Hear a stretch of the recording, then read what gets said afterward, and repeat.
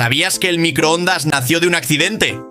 En 1945, Percy Spencer, ingeniero de Raytheon, tenía una sorpresa en el bolsillo.